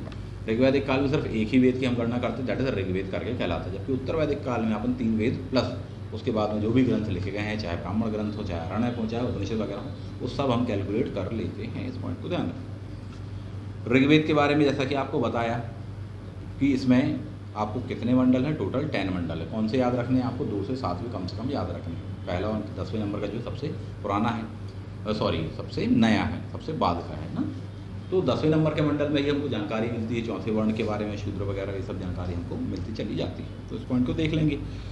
आर्यों के बारे में कहा जाता है कि कहाँ से आए थे, तो ऐसा बताया जाता है कि मध्य एशिया से आए थे। इस बात को किसने बताया था, एक व्यक्ति था मैक्स मूलर। मैक्स मूलर कहाँ का था, जर्मनी का था। वो खुद कहता था मेरा नाम मैक्स मूलर है, एक्चुअली मूल वर्ड संस्कृत से बना है, मोक्ष मूलर नाम था मेरा, वो कन्वर्ट होकर मैक्स हो गया है ना, तो इस तरह करके उन्होंने बताया।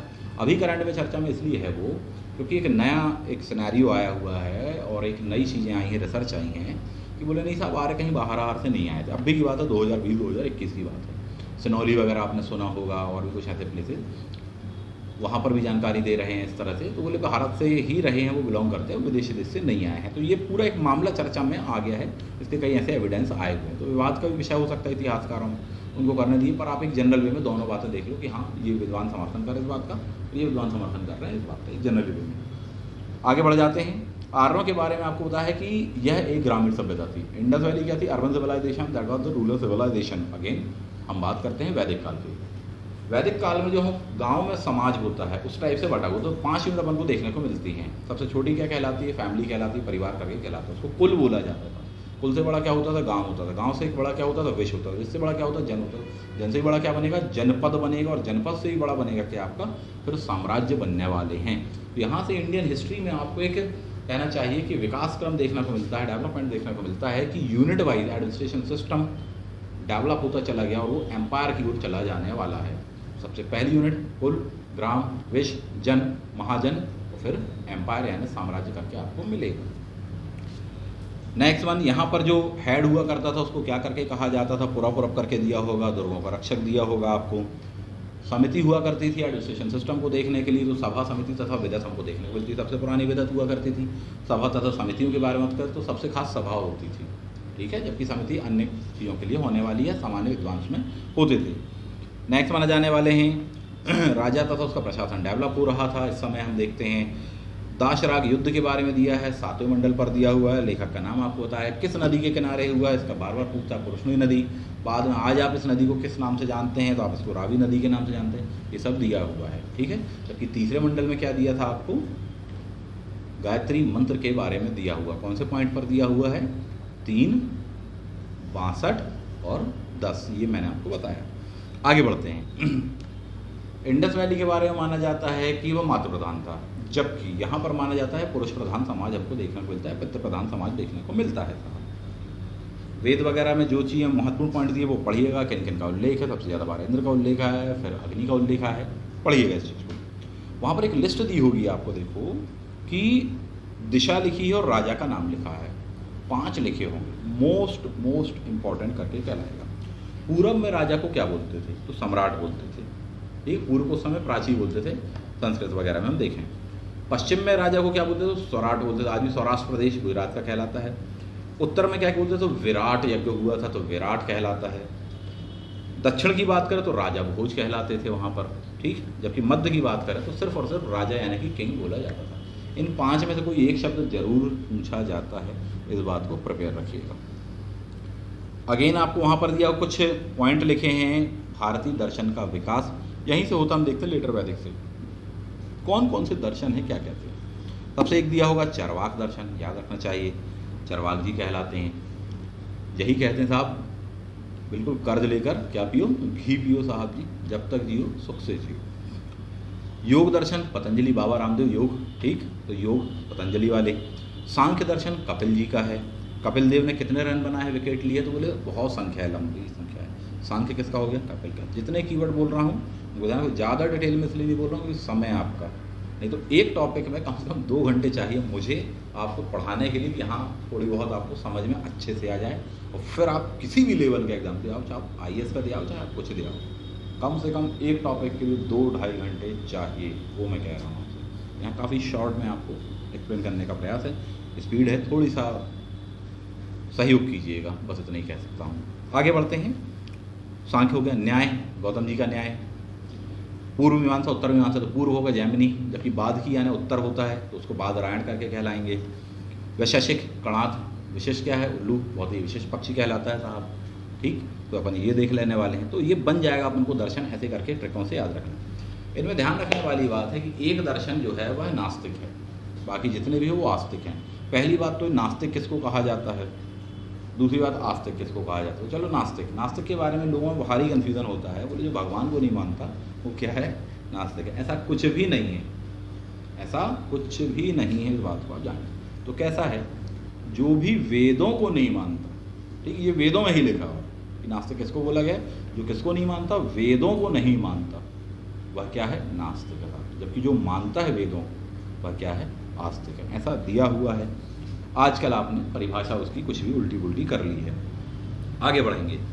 नेक्स्ट वन, आर्यों के बारे में बताया गया कि शुरुआत में काबिलाई थे, बाद में पशुपालन वगैरह भी करने लग जाएंगे, कृषि भी होने लग जाएगी, तो उत्तर वैदिक काल तक ये डेवलपमेंट आएगा, ऐसे करके ध्यान रखना। गाय बहुत ही पूज्य थी तब से लेके आज तक, ठीक है, आज भी वही धर्म संस्कृति हमारी है। तो गाय को अपन कहते हैं, तो बोले साहब वध ना करने योग्य कहलाती है, तो अधन्या करके अपन बोलेंगे। गाय ही हर चीज़ का आधार होती थी, संपत्ति इत्यादि का आधार होती थी, तो दिया हुआ है आपको। आयरन का यूज़ नहीं किया जाता था ऋग्वैदिक काल में। आयरन कब आया है इंडिया में, आप देखेंगे कि उत्तर वैदिक काल में आयरन आने वाला है और उसका फिर यूज़ हमको देखने को मिलता है। आगे बढ़ जाते हैं। व्यापारियों के बारे में दिया हुआ है। व्यापारियों के लिए एक वर्ड यूज़ किया, पणी। MPPSC प्रीलिम्स परीक्षा 2019 में इस पर क्वेश्चन पूछा था। पणी किसको कहते थे, तो दैट इज व्यापारियों को भी कहते थे तथा चोरों को भी कहते थे। डकैतों को क्या करते, वो गाय चोरी करके ले जाते थे साहब, तो उनको बोल देते थे क्या, दैट इज पणी। आगे बढ़ जाते हैं। सूदखोरों का नाम दिया आपको, वेकनाट, जनरली देख लो आप इस चीज़ को, महत्वपूर्ण है। सबसे पवित्र नदियाँ उस जमाने में कौन सी थी, जो सरस्वती नदी हुआ करती थी, सबसे पवित्र नदी। नदियों की एक लिस्ट आपको दी हुई होगी, वो नदियों की लिस्ट आपको याद रखना चाहिए, किस नदी को क्या बोलते थे। फॉर एग्जाम्पल जैसे कहा पुरुषनी नदी, क्या बोल रहे थे साहब जी आप उसको, रावी। विपाशा पूछ ले तो बा से विपाशा, बा से व्यास नदी हो जाएगी। सदा नीरा जिसमें हमेशा रहता हो नीर, दैट गंडक करके कहलाएगी। तो इन पॉइंट को ध्यान रखना। सतलज को क्या बोला था उस जमाने, शकुत्री करके कहा था आपने। चिनाब को क्या बोल दिया था, तो अस्कनी करके कह दिया था। वितस्ता बोले त्रस्त होगा झेलते झेलते, तो वितस्ता दैट इज झेलम को। तो जितने कीवर्ड बता रहा हूँ उनको ध्यान रखना, और शब्दों को लेकर यहाँ तनाव मत पैदा करना है, कंट्रोवर्सी मत पैदा करना। उसको ऐसे यूज़ किया हमने वर्ड को ताकि वो आपको याद रह जाए, सिर्फ आपकी मेमोरी में रहे, इसलिए मैंने ऐसे कहा। बाकी ऐसा कुछ नहीं है कि किन्हीं भी वर्डों का उपयोग करके किसी भी व्यक्ति का, संप्रदाय का, समाज का, या किसी भी व्यक्ति नागरिक का, या किसी के भी धर्म संस्कृति का कोई उपहास करने की कोशिश है, ऐसा कुछ भी नहीं है। सिर्फ वो आपको याद रह जाए, उस दृष्टि से अपन ने यूज़ किया है। ये तो वितस्ता बोले तो सब तस्त हो गए, वर्ड बोल दिया, तो वैसा मत लीजिएगा, समझने की दृष्टि से लीजिएगा चीज़ को, है ना। चलिए आगे बढ़ जाते हैं। उसके भी बाद में आपको दिया हुआ है उपनिषदों के बारे में। 2 से 3 उपनिषद आपको याद रखना चाहिए। वैसे उपनिषदों की संख्या काफ़ी ज़्यादा है, 108 सबसे खास माने जाते हैं। उपनिषद बाद में भी लिखे जाते रहेंगे, इवन अकबर के काल तक में लिखा जाएगा ना, मध्य काल तक में लिखा जाएगा, अल्लोपनिषद के नाम से भी अपन देखेंगे। परंतु पुराने वाले जो हैं वो अपन 108 के नाम से जानते हैं। उनमें से भी आपको 3-4 अगर याद रख लो तो बहुत अच्छी बात है। सबसे खास है आपका कि आपने सत्यमेव जयते जहाँ से लिया है, तो दैट्स मुंडक उपनिषद से आपने लिया हुआ है सत्यमेव जयते। मुंडक उपनिषद का जो सेंटेंस है उसमें से आपने आधा सेंटेंस लिया है, दैट इज सत्यमेव जयते। तो पूरा सेंटेंस क्या है कभी को पूछ देगा आपसे, सत्यमेव जयते के आगे क्या है उस सेंटेंस में, दैट इज सत्यमेव जयते नारतम करके है सेंटेंस। इस बात को याद रखेंगे, कभी को पूछ दे शायद आपसे, चाहे इंटरव्यू में हो, चाहे कॉम्पिटिटिव एग्जाम्स में हो, चाहे जनरली एक बात हमने कही था। आगे बढ़ते हैं। यज्ञों के बारे में दिया, कई यज्ञ हुआ करते थे, तो आर्यन सभ्यता है, तो स्वाभाविक सी बात है कि यज्ञ तो होंगे ही होंगे, तो एक जनरल वे में अपन देख लेंगे उस चीज़ को। फिर आपको महाभारत के बारे में दिया है, रामायण वगैरह के बारे में दिया, पढ़ लीजिएगा इस चीज़ को। देवताओं की एक लिस्ट दी हुई है आपको वहाँ पर। सबसे ज़्यादा बार इंद्र वर्ड यूज़ किया गया है 250 बार। उसके बाद में हम देखेंगे कि कौन सा वर्ड यूज़ किया है, आपका अग्नि है।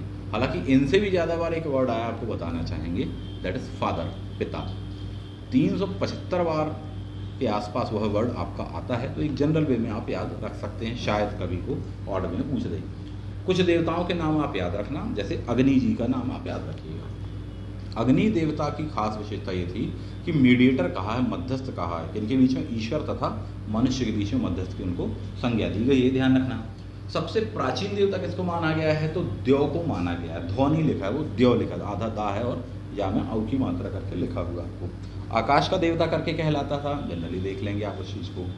फिर दिया है आपको सोम, पूषा, अश्विन दिया हुआ है, विपत्तियों को हरने वाले देवता, जनरली पढ़ लो। पूषण दिया है, पशुओं के रक्षक, पादृश्य उसे तरतन में बैठा देंगे आप।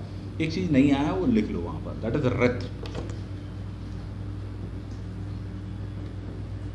ये कोई देवता नहीं थे, परंतु देवताओं से समतुल्य थे कह सकते हो। एक वर्ड यूज़ किया गया है कि बोले साहब समाज में पाप बढ़ रहा है, बोले किस चीज़ का ह्रास हो रहा है, ऐसा करके आए। तो वहाँ पर उन्होंने वर्ड कहा दैट इज रत का ह्रास हो रहा है, दैट इज ह्रास हो रहा है, खत्म हो रहा, समाप्त हो रहा। इसका मतलब है कि बुराई बढ़ रही है। एक नैतिक व्यवस्था करके कहा गया है, पूरा बैलेंस जिसका काम होता है वर्ल्ड को रखना, उस चीज़ को कहा गया। ईश्वर का भी यही काम होता है ताकि ऐसा ना हो साहब। दैट इज कौन सी अवधारणा, रत की अवधारणा करके ध्यान रखिएगा। तो ये खास वर्ड यूज़ किया गया है, ध्यान रखिए। तो ये था आपका इतिहास के शुरुआती पॉइंट्स।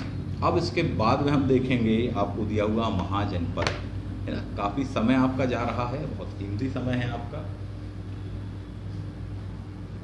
को कैसे और शॉर्ट कर दें, इससे कम करेंगे तो फिर शायद कुछ छूट ना जाए, मुझे लगता है। चलिए आगे कंटिन्यू करते हैं, जब तक मन लगे देखना है तो बंद कर देना, आपके हाथ में है। महाजनपदों का उदय दिया हुआ है आपको, थोड़ी सा स्पीड बढ़ा लेते हैं। महाजनपदों का उदय दिया है आपको, वहाँ पर 16 महाजनपदों की बात होने वाली है, प्लस जो नहीं दिया है वो 10 गणराज्य होते थे, वो भी ध्यान रखना। यानी 16 किंगशिप वाले हुआ करते थे, यानी राजा हुआ करते थे, जबकि 10 जो होते थे गणराज्य थे, यानी कि रिपब्लिक हुआ करते थे।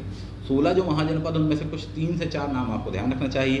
पहला तो पाटलिपुत्र जो कि सबसे महान होने वाला, दूसरा अवंती का ध्यान रखिएगा, तीसरा आपको सर्वाधिक साउथ में पड़ने वाले का ध्यान रखिएगा, दैट इज अश्मक करके कहलाता है, जबकि चौथा आप ध्यान रखिए सबसे ज़्यादा पश्चिम उत्तर प्रांत पर पड़ने वाला जो जनपद होता था उसका ध्यान रख लीजिएगा। किन जनपदों की राजधानी क्या क्या कैसे करके हुआ करती थी, एक दो नज़र अपन देख लेते हैं, ऐसे पढ़िएगा। जैसे फॉर एग्जाम्पल दिया हो अंग की राजधानी, तो अंग की चंपा हुआ करती थी। काशी के बारे में आपको दी तो वाराणसी हुआ करती थी। वस्त्र की कौशाम्बी हुआ करती थी। मगध के बारे में यदि आप बात करें तो गिरिराज राजगढ़ वगैरह करके आपको वर्ड दिए हुए हैं। अवंती की राजधानी दो थी, उज्जैनी भी होती थी तथा माहेश्वरी। उत्तर वाले की उज्जैन थी, जबकि दक्षिण वाले की माहेश्वरी करके होती थी। चेदी मध्य प्रदेश में पड़ता था, दैट इज शक्तिमती करके कहलाता था, बुंदेलखंड वाला क्षेत्र है। मत्स्य दैट इज आपका जयपुर वाला जो क्षेत्र है राजस्थान वाला उसको कहते थे। सब साउथ में पड़ने वाला दैट वॉज अशमक करके पूछ लेगा कौन सी नदी के किनारे से, गोदावरी नदी के किनारे करके पड़ता था।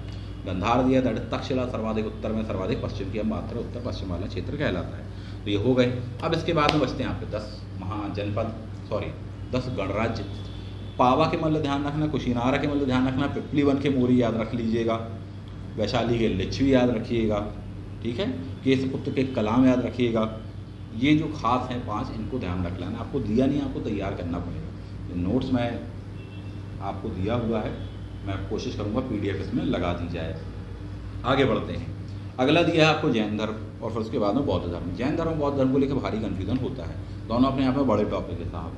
फिर भी शॉर्ट में अपन इसको देखते हैं कि क्या कैसा किया जा सकता है जो कि कम समय में आपका प्रिपेयर हो जाए। जैसे कि जैन धर्म के बारे में आपको दिया हुआ है, आपको सिंपल सा ध्यान रखना है MVP। एम पर क्या हो जाएगा, महावीर हो जाएगा। V से हो जाएगा उनका जन्म कहाँ हुआ था, वैशाली में हुआ था। जबकि P से क्या हो जाएगा, उनका निधन कहाँ हुआ था, पावा में आपको मिलेगा। यहाँ पर भी अपन बात कर लेने वाले हैं कहाँ पर, तो वसुकुंड करके एक प्लेस मिलता है, वहाँ पर उनका जन्म माना जाता है। जबकि वहीं आप बात करें महात्मा बुद्ध के बारे में, तो बुद्ध का कोड याद रखोगे BLK, बुद्ध के बालक तो BLK। B से बुद्ध जी हो जाने वाले, L पर लुम्बिनी हो जाने वाला, K पर कुशीनारा। पहला स्थान जन्म का, जबकि आखिरी वाला जो स्थान अपन देखेंगे और बाद वाला स्थान उनके निधन वाला प्लेस करके कहलाता है। जैन धर्म बहुत पहले से रहा है, महावीर के भी बहुत पहले से। महावीर उसके 24वें तीर्थंकर या महापुरुष या जो भी आप कहलाना चाहे, देवता ईश्वर वो कहलाते हैं। ऋग्वेद में हमको जानकारी मिलती है जैन धर्म के बारे में। सबसे पुरानी जानकारी वहीं से हमको मिलती है।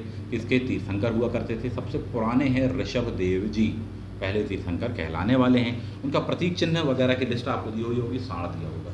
बाद में फिर और भी आने वाले जितना संभवनाथ ये सब दिए हैं। आप सीधे 22वें 23वें 24वें पर आ जाओ। 22वें नंबर के दिए हैं आपको वहाँ पर अरिष्टनेमी, भगवान कृष्ण के समकालीन करके कहलाते हैं। इनका प्रतीक चिन्ह क्या था, शंख हुआ करता था। तो इस पॉइंट को अपन ध्यान रखें, दैट इज अरिष्टनेमी। वहीं कृष्ण जी का भी शंख बहुत ही फेमस हुआ करता था, उस पॉइंट को भी याद रख लीजिएगा।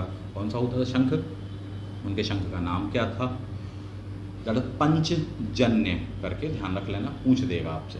आगे बढ़ते हैं। 23वें नंबर के पार्श्वनाथ जी हुआ करते, प्रतीक चिन्ह क्या था, सर्प हुआ करता था। जबकि 24वें नंबर के कौन है, तो महावीर स्वामी जी हैं, उनका प्रतीक चिन्ह क्या है, सिंह की तरह मजबूत विशाल, सारी बातें हम देखेंगे। नेक्स्ट बना जाते हैं। जैन धर्म यहाँ चल ही रहा था, एक स्वरूप हमको देखने को मिलता है। जो 6ठी शताब्दी ईसा पूर्व के शासक वगैरह आते हैं और उसके बाद के शासक, उनमें से कई लोगों ने जैन धर्म को प्रश्रय दिया। इवन स्वयं बिंबिसार ने भी दिया, बाद में और भी लोगों ने दिया। जैन धर्म को सबसे खास प्रश्रय या राजकीय संरक्षण मिलने वाला है चंद्रगुप्त मौर्य के द्वारा, जो कि मौर्य वंश के सबसे प्रथम शासक कहलाते हैं। उनके टाइम पर एक खास घटना होती है, 12 वर्ष का अकाल मगध वाले क्षेत्र में पड़ता है। वहाँ क्या होता है कि जब अकाल पड़ता है तो कई लोग साउथ इंडिया चले जाते हैं, खुद चंद्रगुप्त मौर्य चला जाता है साउथ इंडिया, और वहीं पर वो संलेखना पद्धति से प्राण वगैरह त्याग देता है। तो उनके साथ में भी देखें तो यहाँ पर 2 ग्रुप बन जाते हैं, एक कहलाते हैं सूलभद्र, जबकि दूसरे कहलाते हैं भद्रबाहु। सूलभद्र एक ही जगह स्थित रह गए, बोले हम तो यहीं रहेंगे नॉर्थ में, जबकि भद्रबाहु क्या किए, वो साउथ इंडिया उस समय चले जाने वाले हैं। वो चले गए साउथ इंडिया, जब गए तो वो लौट कर आए तो उन्होंने एक खास चीज़ देखी साहब जी नॉर्थ इंडिया में। क्या देखा कि जो सूलभद्र था उनके शिष्य थे, उन्होंने वस्त्र धारण करने लगे। उनसे पूछा भाई क्यों, तो उन्होंने बताया, बोले बहुत गर्मी पड़ रही साहब जी, तो वस्त्र धारण कर ली व्हाइट कलर के। तो यहाँ से अपन देख लेने वाले हैं कि 2 हिस्सों में बटेगा। भद्रबाहु वस्त्र विरोधी, ठीक, बोले नहीं साहब कोई ज़रूरत नहीं है, कोई ऐसी चीज़ें नहीं है, क्योंकि पुराना स्वरूप यही था। तो एक कहला जाने वाले क्या बोले साहब, वस्त्र हमारा क्या बोले, अंबर ही हमारा वस्त्र, दड़ दिगंबर। जबकि दूसरे श्वेत नंबर कलर के जो हैं वस्त्र वो हमारे तो श्वेतांबर करके कहला जाने वाला, अंबर मीन्स वस्त्र होता है। तो इस प्रकार से 2 संप्रदाय हमको देखने को मिल जाने वाला है। एक दूसरे को नहीं मानेगा, दूसरा वाला पहले को नहीं मानेगा। वो कहेगा नहीं ये सिद्धांत सही, वो कहेगा नहीं ये सिद्धांत। तो हमको एक मत विभाजन देखने को मिलता है। बाद में सेम यही घटना बौद्ध में मिलेगी, इस्लाम में मिलेगी, क्रिश्चियन में मिलेगी, सब जगह देखने को मिलती है हमको, ठीक है। आगे बढ़ जाते हैं। तो ये स्थिति होने वाली है। 24वें नंबर के जो तीर्थंकर थे और 23वें नंबर के, उनको थोड़ी सा देख लीजिएगा। 23वें वाले भी राज परिवार से संबंधित थे, जबकि 24वें वाले भी राज परिवार से संबंधित थे, यानी महावीर स्वामी। महावीर स्वामी जी के नाम के बारे में आपको दिया, बचपन का नाम वर्धमान वगैरह आपको मिल जाने वाला है। MVP करके आपसे कहा हुआ है। V से क्या हो जाने वाला आपका, वैशाली के पुण्यग्राम में जन्म होगा। P से क्या हो जाएगा, पावन में निधन होने वाला 72 वर्ष की एज पर। घर त्याग देने वाले हैं, कितनी की एज में, 30 वर्ष की एज में, जबकि महात्मा बुद्ध तो 1 साल कम में त्याग कर देने वाले हैं वो। अगेन बात करें तो उनको ज्ञान की प्राप्ति होने वाली, तो उसमें नदी का नाम पूछता है। तो महावीर स्वामी बेचारे बड़े सीधे साधे थे, सीधे को बोलते हैं ऋजु, ठीक है, बोले ऋजु को सीधा टेढ़ा, ये सब वर्णों से आता है निकल कर, पर्यायवाची और विलोम। ऋजु पालिका नदी करके अपन देख लेने वाले हैं। उस नदी के किनारे इनको साल वर्ष के नीचे ज्ञान की प्राप्ति होती है, काफ़ी लंबे समय प्रयास के पश्चात में आपको दिया हुआ है, 12 वर्ष करके लिखा हुआ है, ये देख लेने वाले। वहीं से क्या कहलाएंगे, 3 नाम आपको देखने को मिलेंगे, महावीर, जिन यानी विजेता होता है, प्लस निर्गंथ प्लस पूज्य। निर्गंथ क्यों कहा, क्योंकि बंधन रहित। वस्त्र पहने जाते थे जो पुराने ज़माने में, उनको क्या बांधना पड़ता था, धोती बांधते तो गांठ बांधनी पड़ती था, तो बोले गांठ बांधने वाले कोई काम ही नहीं, बोले गांठ कहीं है ही नहीं, बोले बंधन रहित है, निर्बंध, हर चीज़ से मुक्त है। तो ये चीज़ अपन देखने को मिलेगा। अर्हत भी कहा जाएगा, पूज्य भी कहा जाएगा उनको, अर्हत यानी पूज्य है, तो ये हमको देखने को वर्ड मिलता है। कई शिष्य इनके बनने वाले, इनके जो दामाद थे वो भी इनके शिष्य बनने वाले हैं। ये पॉइंट देख लेना, बेसिक सी चीज़ें कि कौन हस्बैंड, वाइफ, क्या कैसा, माता पिता का नाम, बच्ची का नाम, ये सब करके थोड़ी सा देख लेना, उस पर ज़्यादा मैं चर्चा नहीं कर रहा हूँ। सीधे आप आ जाइए कि 2 संगतियाँ होने वाली सब जैन धर्म में। पहली कहाँ पर होगी, पाटलिपुत्र, जबकि दूसरी क्या होगी, वल्लभी में होने वाली। तो पावे करके आप ध्यान रख लेना, पाटलिपुत्र पहली, जबकि दूसरी क्या होगी, वल्लभी में हो जाएगी। जबकि इनके अध्यक्षों के बारे में बात करें तो पहले वाले के अध्यक्ष होते हैं कौन, स्थूलभद्र, वही स्थूलभद्र जो आपको बताया मैंने। यही वजह है कि दिगंबर संप्रदाय कहे साहब हम इस वाली संगति को मानते ही नहीं है, यानी पहली वाली कुछ हो ही नहीं थी, वो कहते साहब एक ही संगति हुई है हमारी। कौन सी, ये वल्लभी वाली होने वाली है। यहाँ पर कौन करेंगे, तो देवादि क्षमा श्रवण करने वाले हैं। तो ये इनका सिद्धांत देखने को मिलता है। जैन धर्म के 3 रत्न दिए, सम्यक दर्शन, सम्यक ज्ञान, सम्यक आचरण करके आपको लिखा हुआ है वर्ड, पढ़ लीजिए उस चीज़ को। जैन धर्म में कुछ खास मान्यताएं ऐसी हैं जो कि बहुत से मैच करती हैं, कुछ जगह मैच नहीं भी करती। 2 पॉइंट ध्यान रखना, जैन धर्म में ईश्वर को नहीं मानते, भगवान को नहीं मानते। किसको मानते, तीर्थंकर को मानते, इसलिए भगवान को नहीं मानते हैं। जबकि आत्मा के बारे में जैन धर्म क्या है, मानते हैं, कहा, ठीक है। अगेन पॉइंट ध्यान रखने वाली बात है कि पुनर्जन्म तथा कर्मवाद, इन दोनों बातों को भी जैन धर्म मानता है। बौद्ध धर्म पर जब आप आएंगे तो ध्यान देने वाली बात है, वो आत्मा को नहीं मानता। सबसे ऑड पॉइंट वहाँ पर ये निकल कर आता है, क्या नहीं मानते बौद्ध धर्म में, आत्मा के अस्तित्व को नहीं मानते, लेकिन उन्होंने पुनर्जन्म को माना है, कर्मवाद को माना है, कहा। ये सबसे खास पॉइंट है। आत्मा को नहीं मानते, फिर किसका पुनर्जन्म होता है, महात्मा बुद्ध से एक बार पूछा गया तो उन्होंने बताया था कि चरित्र का यानी कि कैरेक्टर का पुनर्जन्म होता है, ना कि आत्मा का। तो एक जनरली देख लो, बहुत लंबा हो जाएगा, ये डिटेल में समझाऊंगा। आगे बढ़ जाते हैं। जैन धर्म को मानने वाले कुछ फेमस राजाओं के नाम आपको वहाँ पर दिए हुए हैं। राजा सबसे पहले तो चंद्रगुप्त हो जाएंगे, दूसरे खारवेल का ध्यान रखिएगा, तीसरा अमोघ वर्ष का ध्यान रखना, मोस्ट इंपॉर्टेंट, ठीक है। ये देवी के भी भक्त थे, प्लस जैन धर्म को भी प्रश्रय देते थे। चंदेल वंश के शासक मध्य प्रदेश जैन धर्म को मानते थे। हमको मंदिर मिलते हैं, 3 धर्मों के मिलते हैं, शैव, वैष्णव और जैन मंदिर देखने को हमको वहाँ मिलते हैं। चंदेल वंश की राजधानी खजुराहो इत्यादि में हम देखेंगे। तो ये पॉइंट ध्यान रख लीजिएगा। साउथ इंडिया में सबसे ऊंची मूर्ति बनने वाली है, वो ध्यान रख लेंगे अपन। भद्रबाहु का एक बहुत ही फेमस ग्रंथ दिया हुआ है, कल्पसूत्र करके दिया हुआ है, देख लीजिए। उसमें उनकी जीवनी मिलती, महावीर स्वामी इत्यादि के बारे में। तो ये था जैन धर्म से संबंधित कुछ खास पॉइंट जो हमने देखा। बाकी इसमें अंदर की चीज़ें आप पढ़िएगा, आपके काम आने वाली हैं। अगला आ जाइए बौद्ध धर्म पर, उसको भी कंप्लीट कर लेते हैं। बौद्ध धर्म में आपको सिंपल सा कोडिंग क्या ध्यान रखना, दैट इज BL करके ध्यान रखना। B से क्या हो जाएगा, बुद्ध हो जाने वाला। L फॉर क्या होगा, जन्म स्थान लुम्बिनी हो जाएगा। K फॉर क्या होगा, कुशिनारा होगा। बचपन का नाम पूछेंगे, सिद्धार्थ करके हो जाने वाला है। माताजी पिताजी का नाम वगैरह, मौसमी का नाम, मौसी जी का नाम देख लीजिए, प्रजापति गौतमी मौसमी वगैरह, तो ये जनरली पढ़ लीजिए इस चीज़ को। जन्म कब की बात है, उनका 563 है, 563 BC कहलाता है। वहीं महावीर की बात करूँ, महावीर के में 2 डाइट ऑफ बर्थ मिलने वाली है, एक 599 BC मिलने वाली है, दूसरी 540 मिलने वाली है। एक के अनुसार अगर 599 आप मानते तो बुद्ध से बड़े थे, जबकि दूसरे अनुसार बुद्ध से वो छोटे थे। अगेन महात्मा बुद्ध के जीवन से संबंधित कई हमको प्रतीक चिन्ह मिलते हैं। सबसे पहला मिलता है साहब कमल, वो जन्म का प्रतीक है। घोड़ा गृह त्याग का प्रतीक है। ज्ञान का प्रतीक क्या है, पीपल का वृक्ष, क्योंकि पीपल के वृक्ष के नीचे ज्ञान मिलता है। निर्वाण का प्रतीक क्या है, उनके पैर के बने हुए चिन्ह करके हो जाएंगे। जबकि मृत्यु का प्रतीक क्या है, तो मृत्यु पश्चात में क्या बनाया गया, उनके अवशेषों पर स्तूप बनाया गया, फॉर एग्जाम्पल सांची का स्तूप, तो ये उसके प्रतीक चिन्ह कहलाते हैं, जनरली आप देख सकते हैं। बचपन का नाम आपने देख लिया, विवाह हो जाने वाला है, यशोधरा करके अपन देख लेंगे, उनसे विवाह होता है। वहाँ पर यशोदा हैं, धरा हैं यहाँ पर। नेक्स्ट आ जाते हैं जीवन की 4 घटनाएं ध्यान रखनी चाहिए। जन्म के पश्चात में आप ध्यान रखें 29 वर्ष की अवस्था में घर त्याग देने वाले हैं और ज्ञान की तलाश में भटकेंगे। 6 वर्ष तक भटकने वाले हैं। महावीर स्वामी का 12 वर्ष तक का है, अपन देखेंगे। 6 वर्ष के पश्चात में तो ज्ञान प्राप्त होने वाला है। कहाँ पर ज्ञान प्राप्त हो जाने वाला है तो आपसे पूछ लेगा उसके बारे में। दैट इज निरंजना या फल्गु नदी करके कहलाता है। पीपल के वृक्ष के नीचे आपको ज्ञान की प्राप्ति होती है। एक बहुत लंबी चौड़ी घटना है। साहब उसके हाथ से खा लेते हैं, उनके साथ में जो लोग रहते हैं वो रूठ जाते हैं, बोले साहब ऐसा नहीं करना चाहिए था। तो अंततः काफ़ी मतभेद हो जाता, फिर वो बैठते हैं, बोले साहब अब तो मैं तब तक हिलूंगा नहीं अपनी जगह जब तक ज्ञान प्राप्त नहीं हो जाता। पीपल के वृक्ष में समाधि में लीन होकर बैठ जाने वाले हैं। इस प्रकार से करके अपन देखते हैं उनको। फाइनली बुद्ध पूर्णिमा के दिन ज्ञान प्राप्त होता है। बुद्ध पूर्णिमा 3 उनके अवसरों के लिए सबसे खास है। पहला तो बर्थडे है, दूसरा ज्ञान की प्राप्ति है और तीसरा उनका निधन भी उसी डेट पर हमको देखने को मिलता है। तो इसलिए बौद्ध धर्म में बुद्ध पूर्णिमा सबसे खास कहलाता है। ऐसे जनरली देख लेना। आगे बढ़ जाते हैं।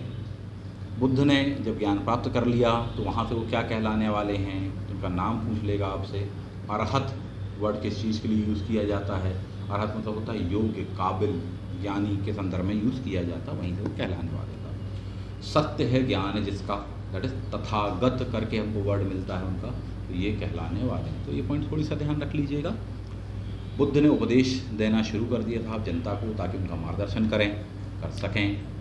उन्होंने उपदेश दिए थे पाली लैंग्वेज में, जबकि महावीर ने प्राकृत लैंग्वेज में दिए थे। तो एक कंपैरेटिवली आप इस चीज़ को पढ़ें तो कन्फ्यूज़न नहीं होगा।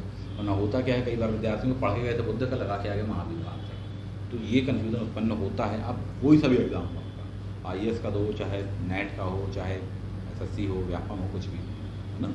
मैं इसलिए कह रहा हूँ क्योंकि मैंने सब एग्ज़ाम दिए और क्वालिफाई किए हैं, इसलिए मैं आपसे कह रहा हूँ कि बहुत अच्छे से डिटेल में पढ़िएगा।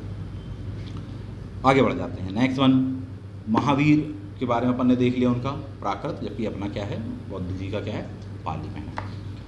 इनके जीवन के जो खास घटनाएं हैं, तो जब पहला उपदेश दिया तो उन्होंने अपना धर्म यानी अपना काम चेंज किया। धर्म चक्र प्रवर्तन, वहाँ से चक्र ही चेंज हो गया, लाइफ साइकिल ही चेंज हो जाना। तो उस घटना को क्या कहा जाता है, धर्म चक्र प्रवर्तन करके कहा जाता है। एक चीज़, घर जब त्यागा था उस घटना को, तो बोले घर से भाग गए, ठीक, ये चले गए, जनरली वन बोलते चले गए, त्याग दिया। पर कई लोग ऐसे बोलते हैं नहीं साहब हाथ से भाग गए, भाग गए तो निष्क्रमण। तो केवल याद रखने की ट्रिक है वो, बाकी ऐसा कुछ नहीं कि भाग गए थे, ना, अन्यथा मत लीजिएगा उस चीज़ को, केवल याद रहे वो वर्ड, इसलिए ऐसा यूज़ कर रहे हैं, है ना। तो यदि फिर भी कोई किसी को बुरा लगता तो मैं उसके लिए मैं माफ़ी चाहता हूँ। नेक्स्ट आ जाते हैं। अगला जो उनका आपको ध्यान रखना चाहिए पॉइंट, उन्होंने जो उपदेश दिए, उनके उपदेशों का सार क्या था, 2 से 3 बातें आप ध्यान रखना। पहला पॉइंट तो ये कि संसार दुखों से भरा है। दूसरा पॉइंट ये था कि साहब इन दुखों का कारण होता है, ठीक है। 4 आर्य सत्यों में वो बताने वाले हैं। दुखों का कारण होता है, दुखों को कारण अगर आप जान जाते हो तो उसको आप दूर कर सकते हैं। ये अपने आप में बहुत ही लॉजिकल व्याख्या कहलाती है कि साहब कारण है, उस कारण को आप दूर कर लो तो आपकी लाइफ सही हो सकती है। बहुत ही लॉजिकल, उस ज़माने से लेकर आज तक ये प्रचलित कहलाता है, ठीक। तो कारण बताया, कारण को जान लीजिए, उसको दूर करने का तरीका भी उन्होंने बताया। तो जो दूर करने का तरीका है वो बताए हैं 8, ठीक है। आपको 8 दिए हैं अष्टांगिक मार्ग के नाम से, जबकि दुखमय है संसार और ये सब चीज़ें हैं वो 4 में बताई हैं उन्होंने बात। तो ध्यान रखना 4 आर्य सत्य हैं, जबकि 8 क्या हैं, कौन से मार्ग हैं, अष्टांगिक मार्ग कहलाते हैं। ऐसे पॉइंट ध्यान रखना। आगे बढ़ जाते हैं। बौद्ध धर्म क्या है, मूलतः अनीश्वरवादी, यानी ईश्वर को नहीं मानता, आत्मा को लेकिन वह भी नहीं मानता, पुनर्जन्म को यस मानते। बस यहाँ पर बच्चे यहीं आगे फंस जाते हैं, इसको मानते, इसको नहीं मानते। नेक्स्ट आ जाते हैं। उनके जो भी शिष्य बनने वाले हैं, भिक्षुक कहलाने वाले हैं, उपासक कहलाने वाले हैं, ये सब चीज़ें देखेंगे। 3 रत्न दिए हैं आपको, बुद्ध धम्म संघ। बुद्धम शरणम गच्छामि, धम्मम संगम गच्छामि, संगम शरणम गच्छामि करके अपन देखेंगे। आपको दीपक भव वाला कॉन्सेप्ट अपन उसका देख लेते हैं। बुद्ध को ज्ञान प्राप्त हुआ था कितने दिनों में, इसको लेकर A.L. गोस्वामी बहुत ही फेमस राइटर रहे हैं, इतिहासकार रहे हैं, जिनकी फेमस बुक का नाम है वंडर दैट वाज इंडिया। इसमें जो सबसे महत्वपूर्ण होता है वह है महात्मा बुद्ध के 4 आर्य सत्य तथा 8 अष्टांगिक मार्ग। प्रीलिम्स, मेंस, इंटरव्यू सभी एग्जाम्स में पूछा जाता है। 4 आर्य सत्य कौन से हैं? सबसे पहले उन्होंने बताया कि संसार क्या है, दुखमय है। पहला पॉइंट हो जाए, जिससे कहा जाता है दुख, बोले संसार में क्या है, दुख है। बोले दुख अकेला नहीं है, बोले पूरे ग्रुपिंग है। दूसरा क्या है, दुख समुदाय।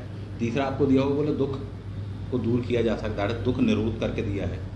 और उसके लिए क्या है बोले, चौथा तरीका होता है निरोध कामनी प्रतिपादा करके वर्ड मिलता है। ये 4 टोटल आपके हो जाने वाले क्या आज सत्य, पूरे संसार का सत्य यही है ना। अगला हम देख लेने वाले हैं कि बुद्ध ने इसके दूर करने के लिए कहा कि अष्टांगिक मार्ग अपनाइए। कौन कौन से हैं बोले, सबसे पहले दृष्टि यानी अच्छी चीज़ें देखो, सम्यक दृष्टि। दूसरा क्या, अच्छा संकल्प यानी सम्यक संकल्प। बोले साहब अच्छी जुबान रखो तो सम्यक वाणी, अच्छे काम करो तो सम्यक संकल्प, अच्छी जीविका जियो, अच्छा काम करो तो सम्यक आजीव, अच्छे कामों की प्रैक्टिस करो तो व्यायाम, तो सम्यक व्यायाम, अच्छी चीज़ों को ही याद रखो, बुरी बातों को याद ना रखो तो सम्यक स्मृति, और बोले साहब आखिरी में सम्यक समाधि, तो लास्ट में समाधि ही होता है।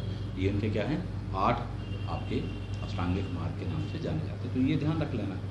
इनके भी बाद में आप देखेंगे कि विभिन्न देशों में बौद्ध धर्म का प्रचार प्रसार होने वाला है। तिब्बत में होने वाला, तिब्बत का थोड़ा सा पूछ लेगा आपको, पदम संभव जी के बारे में हमको जानकारी मिलती है। नालंदा विश्वविद्यालय के जो कुलपति थे उनके बारे में जानकारी मिलती है कि प्रचार प्रसार के लिए रोज जाते हैं, तो एक जनरली देख लेंगे। कुछ मठ दिए हैं आपको बौद्ध धर्म से संबंधित, उनको देख लें आप।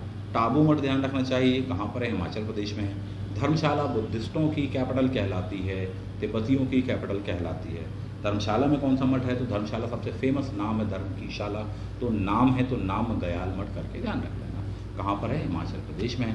दुनिया का गिने चुने ही ऐसे देश मिलेंगे, या एकमात्र कह लो ये ऐसा देश जिसकी राजधानी उसके खुद के देश में ही नहीं है, दैट इज तिब्बत। तिब्बत की राजधानी कहाँ, इंडिया के धर्मशाला हिमाचल प्रदेश में है। बोधि मठा मठ कहाँ पर, तो बोध गया में आपको मिलेगा। हिम जहाँ पर जमी रहती लद्दाख में, ऐसे ध्यान रख लीजिएगा। तवांग मठ अरुणाचल प्रदेश में है, तो ये पॉइंट देख लें। टाबू मठ सबसे ज़्यादा बार पूछा गया, या ताबू मठ करके है तो पूछा गया। तो ये था आपका एंशिएंट हिस्ट्री का बिगिनिंग का सेक्शन जो अपन ने देखा। काफ़ी बड़ा सेक्शन हो गया है अपने आप में अभी तक ही, और लगभग सभी महत्वपूर्ण चीज़ों को अपन ने यहाँ तक ही कवर की हैं। अब इसके बाद हम आगे के टॉपिक पर बात करेंगे अगले वीडियो में कि उसको कैसे क्या पढ़ना है। आशा करता हूँ ये वीडियो आप सभी लोगों के लिए हेल्पफुल रहा होगा। आप सभी को मेरी ढेर सारी शुभकामनाएं। बहुत अच्छे से मेहनत कीजिए, बहुत अच्छे से तैयारी कीजिए। Thank you. जय हिंद।